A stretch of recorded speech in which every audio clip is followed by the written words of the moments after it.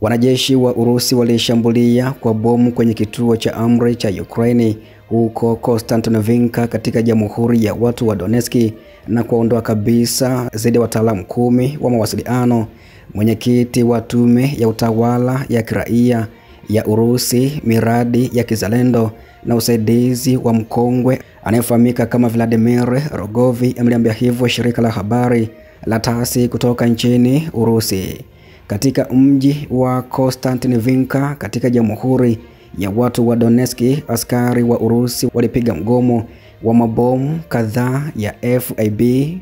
kwenye eneo la duka la confectionery la Conti ambalo lilikuwa limetumika kwa muda mrefu kama kituo cha kijeshi, ambapo wasimamizi wa kikosi tofauti cha 101 cha wafanyakazi wakuu wa Ukraine walikuwepo, alisema hivyo mwanasiasa huyo anayefahamika kama Vladimir Rogovi, na aliweza kuliambia hivyo shirika la habari la TASS kutoka nchini Urusi. Mgomo huo utadhoofisha amri na udhibiti wa vitengo vya jeshi la Ukraine katika eneo hilo, alisema hivyo mtaalamu huyo. Pia alidai kuwa mgomo huo umeharibu kiasi kikubwa cha vifaa ambavyo vilitoa njia salama za mawasiliano kwa wafanyakazi wa amri na zimevunjwa katika sehemu kubwa ya mkoa wa Donbas, ambapo miundombinu ya mawasiliano na nodi kadhaa za seva haziwezi kurejeshwa. Pia hiyo itaharibu uratibu wa shughuli za jeshi la Ukraine, utoaji wa amri kwa wakati na utoaji wao kwa wafanyakazi, aliweza kueleza hivyo mtaalamu huyo maarufu kama Vladimir Rogovi kutoka nchini Urusi. Pia wanajeshi wa Urusi wanazuia mashambulizi yote ya jeshi la Ukraine karibu na makazi ya Volchanski huko mkoani Kharkov. Vitali Ganchevi ambaye ni mkuu wa utawala wa kijeshi na kiraia wa kikanda alisema hivyo kuhusu taarifa hiyo ya kuwa wanajeshi wa Urusi pia wanafanikiwa kuzuia mashambulizi yote ya jeshi la Ukraine huko Volchanski mkoani Kharkov, ambako alisema wao mara kwa mara wanaona ya kwamba mienendo inabadilika na eneo la mbele karibu na Volchanski haliko tuli. Wao, yani wanajeshi wa Ukraine, wanajaribu kupigana na nafasi zao, lakini kama alivyosema ya kuwa wapiganaji wao, yani wanajeshi wa Urusi, wanapinga mashambulizi hayo yote. Mkuu wa mkoa huo amesema hivyo, anayefahamika kama Vitali Ganchevi. Idadi ya wanamgambo wa Ukraine katika mwelekeo wa huko Volchanski haipungui, ambapo jeshi la Ukraine linapeleka akiba zake katika eneo hilo, ambako pia operation za mapigano katika eneo hilo hupungua mara kwa mara na kisha huanza tena, ambako pia mkuu huyo wa utawala wa kijeshi na kiraia kutoka Kharkov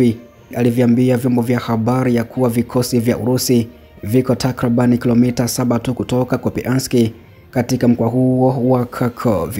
ambapo hivi sasa upanuzi wa kichwa cha daraja kwenye ukingo wa kulia wa mto Oskol unaendelea, ambako Kupiansk pia iko karibu sana, takriban kilomita 7, amesema hivyo Ganchevi.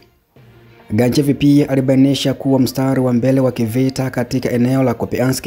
ulikuwa unapanuka polepole. Pia wanapiga hatua kutoka Sivatovo katika Jamhuri ya Watu wa Lugansk kwenye ukingo wa kushoto wa mto Oskol, ambapo upande huo umbali pia ni takriban kilomita 7 na kuna upanuzi wa polepole lakini wa kudumu wa mstari wa mbele wa kivita. Ganchevi pia aliongeza kuwa katika eneo la Kharkov operation za usafi zilikuwa zinaendelea, sio tu katika eneo la Kupiansk,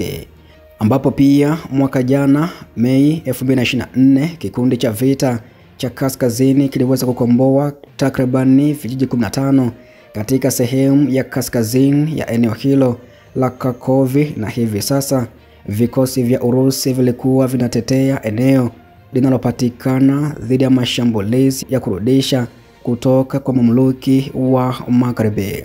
Naye rais wa Urusi amesema ya kuwa mawasiliano ya kwanza kabisa na utawala wa Marekani wa bwana Donald Trump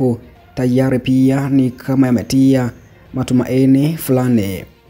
ambako rais huyo wa Urusi Bwana Vladimir Putin alisema Moscow na Washington ziko tayari kuanzisha tena ushirikiano baina mwa nchi hizo. Rais huyo alisema wakati wa mkutano wa bodi ya huduma ya usalama ya shirikisho, akiusifu utawala wa Bwana Donald Trump, ambako katika siku za hivi karibuni pia utawala wa rais huyo kutoka Marekani umeinua miaka mingi ya sera ya kigeni ya Marekani kuelekea Urusi na Ukraine, ambapo maafisa wa Marekani na Urusi walianza tena mawasiliano ya ngazi ya juu baina ya nchi hizo mbili, wakifanya mikutano mjini Riyadh Februari 18 na Istanbul siku ya jana Februari 27. Akizungumza wakati wajumbe wa Urusi walipokuwa wakihitimisha mazungumzo yao huko Uturuki, Putin alisema au alitaja mawasiliano ya kwanza kati ya Urusi na Marekani kama kuleta matumaini fulani.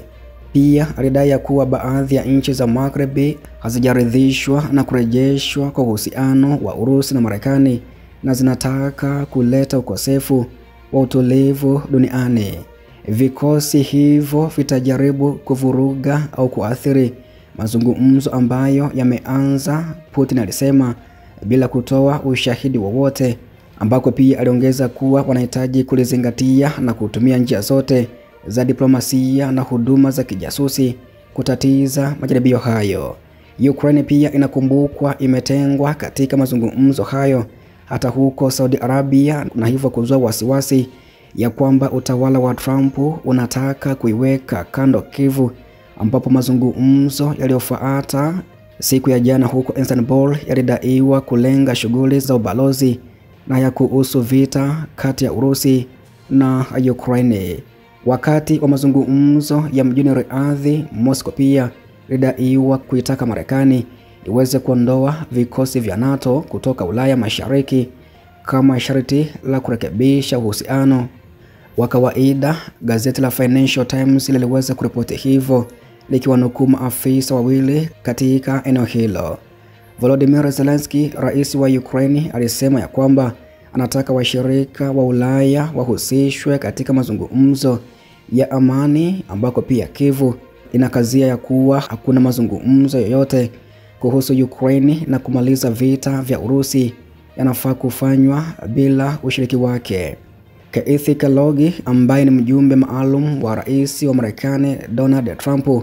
huko nchini Ukraine na Urusi, alisema ya kuwa Ulaya haitahusika moja kwa moja katika mazungumzo ya kumaliza vita vya Urusi nchini Ukraine, lakini maslahi ya Kyiv lazima yazingatiwe.